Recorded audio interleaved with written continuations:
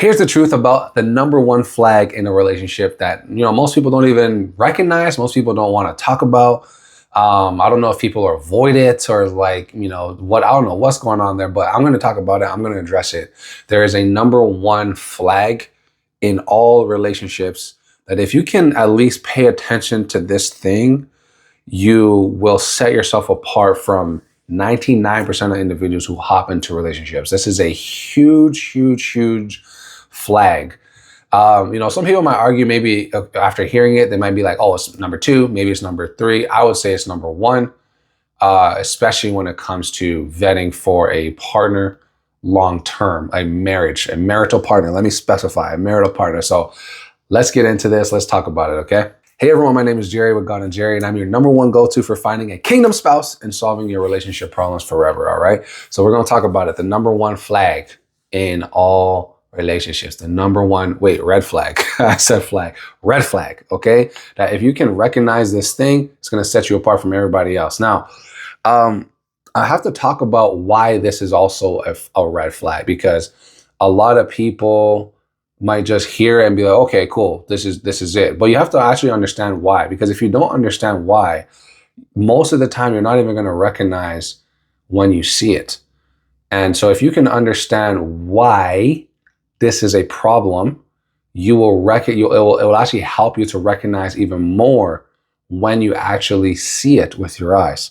See, the number one issue with people is that, again, most relationships fail. I'm not talking about marriages, about half of those fail. But when it comes to relationships, most relationships fail because people just fail to recognize things early. And, there's one thing that's kind of like an umbrella. Like if you can avoid this one thing in your relationship, most other things are going to typically go well. It's not a guarantee. But the far majority of things, usually for a sane person, right? This is also important, will go well. So before we get into that, if you can please hit the like, hit the subscribe. It's a super free way to support this channel and also to get this video and others like it to people like you who actually need this information. Super important. It's like, you can think of it as charity, if you will. It's free. Except, I guess charity you have to pay, but it's free, and you're going to be helping people who you never even met. You might never see these people, you might never meet these people, but you just hitting the like and subscribe algorithmically helps send it to people who actually are in need of this stuff and who you could actually be saving potentially a life by doing that. So appreciate you. Let's talk about this. All right, the number one flag is inconsistency. Inconsistency in a relationship is like oil to fire and water. All three of those things together, you add oil. You add water to an oil fire. That's what inconsistency is like to a relationship. And unfortunately, most people don't recognize that this is actually the number one reason why your relationship will fail. And it boils down to willingness, because, it takes a willing person to be consistent. But on the flip side, it's an unwilling person that's inconsistent, right? The Bible talks about this. Super important scripture. It says, a double-minded man or person is unstable in all their ways. One thing I recognize is about people who cannot decide, who have issues deciding, their life is usually very topsy-turvy. They're in and out of so many relationships. Their car's looking crazy. Houses normally looking crazy. Schedules looking crazy if they have one. Constantly, like everything in their life is like in a fritz. It's in a fritz. It's crazy.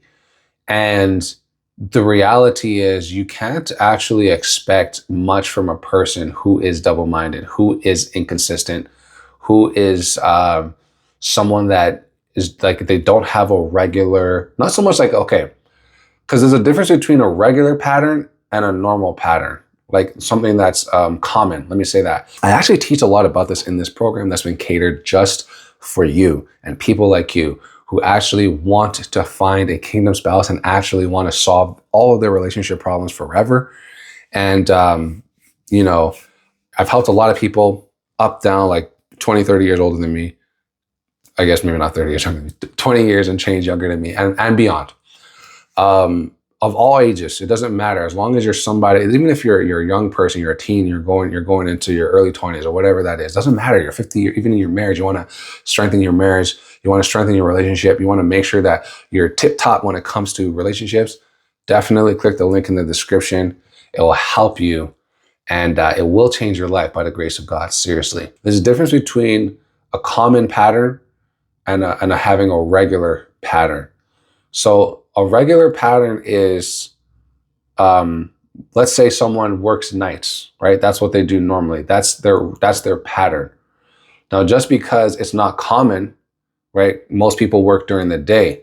Just because it's not common doesn't mean it's not an established pattern. An inconsistent pattern, as an example. I'm not saying this will go towards a relationship, but as an example, someone that works days, someone that works nights, someone that works days, someone that works nights. That's an inconsistent schedule. So there's nothing wrong with that. I don't think in an actual relationship, because that's just what you need to make money, and that's fine. But I'm just giving you an example of consistency versus inconsistency. Now, what is a problem, for instance, is like communication. So if someone, and I know people who actually intentionally will manipulate individuals this way, but let's just say this, right? Someone is texting you today. Let's say today's Monday. Texting you all day on Monday. Next day, you don't hear from them. Wednesday, texting you all day. Thursday, you don't hear from them. Now, most people will allow that kind of pattern to continue for a little longer before addressing it. People who are of the 1% mind, you address it the first time you see it. So for me, it's this. As an example, if I recognize that, okay, we're texting all day, day one, or let's say the Monday again, we're texting all day on Monday. And then Tuesday comes and I don't hear from you on Tuesday. I text you maybe a couple of times, like, hey, are you doing? You're good. I don't hear from you on Tuesday. Then I hear from you Wednesday. And be like, oh yeah, yesterday was just really busy. I really apologize about that. You know what I'm going to do? I'm asking you, what was so busy about your day? I'm not even asking in that way. I'm just like, oh man, that's crazy. Yeah, I know we all have busy days. Like, yeah, what were you doing that caused you to be so busy? Like, what was really going on that you couldn't hit me back in 24 hours? Like, I was just asking in a nice way. But I have, like, for instance, people who want great results in a relationship, you're going to set the precedent right away. You don't wait. You're not waiting to set a precedent.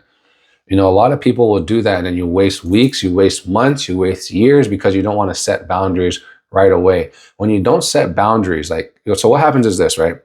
Let me describe it this way. When you set boundaries, you teach people how to treat you, and you teach people how to treat your environment. So it's not just you that you're teaching them, that you're training somebody how to treat. You're training that person also how to treat your space. Okay.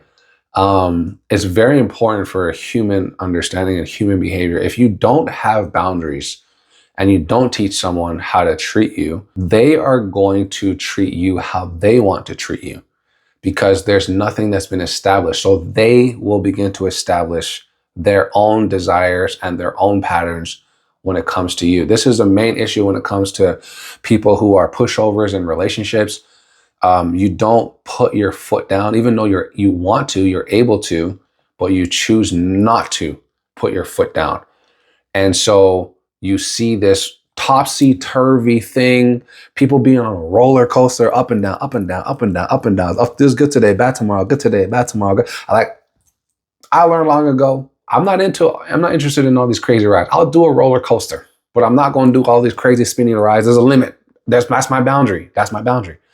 Everyone has to have limits. Like, I leave those crazy rides for people who love getting motion sickness, because there are some people who actually love chaos. Like, that's what they love and they appreciate, because quote unquote, that's what they're used to, which is I think that's a cop out. I hate when I hear people say stuff like that. Oh, well, this is just what they're used to in their life. This is just what they saw. So that's all they do. Like, if you're an adult, and ideally, if you're married, you're going to be an adult, or if you're thinking about marriage, or at least, you're actually preparing maybe you're watching this and you're not an adult right now, right? But when you get married, you're going to be an adult. If you are an adult, how is it that you can be so fine with chaos in your life and allowing people to bring chaos into your life and into your space and into your environment, unless you love it? And again, if you're an adult, right, you at some point in time, you have to accept that you can influence your life. So regardless of your upbringing, you can influence what happens in your life because you're an adult. Even as a child, like I didn't wait till I was an adult to start influencing my life. I started influencing my life as a child. And the whole thing of like, oh, this is just their childhood is a cop out. It is a cop out. If you're grown and you're mature, you can change those things. Like for me, right? There are a lot of things that I grew up in that I don't participate in any longer. Most things I don't participate. There are a lot of things that I do now that I didn't learn from my parents. I had to learn from other people in my childhood, and I started implementing it in my childhood because I recognized that I love my parents. I love them, right? But they weren't engaging in the things that should have helped, certain situations become much better. So I took it upon myself as a child to start doing those things, right? An example is, let me give a quick example. Making sure everywhere is clean in the house. I don't just clean when guests are coming over. Like obviously you can tidy up a little bit, but like keeping your spot clean. I did not learn that from my parents. That's not where I learned that from. I learned that outside. I learned that from my white friends. When I was growing up, I could see their house. Their house was clean all the time. My house was clean some of the time. And I'm like, no, I can't have that. So I changed that up, right? You're an adult. And even if you're not an adult, for me, I learned this from one of my mentors. Even if you're not an adult, you're an adult going through childhood, right? If you're a child, like for me, I'm training my kids to be adults going through childhood. And soft parents are not gonna like that. I understand that. But that's why your kids are going to be soft. They're not going to do anything in life. And this is what it is. People who are warriors do things and do great things in life. Though, like life rewards the brave. It is what it is. And that's how it is. You don't have to like it. It's not for you to like it. It doesn't matter. It doesn't matter if I like it. It doesn't matter if you like it. Life rewards and favors the bold and the brave. All right. So, in order to have bravery, you have to be taught and you have to have the mindset. You have to catch it, right? If you actually want to recognize the early signs of if a relationship is going to work or not, you definitely want to click that link right there.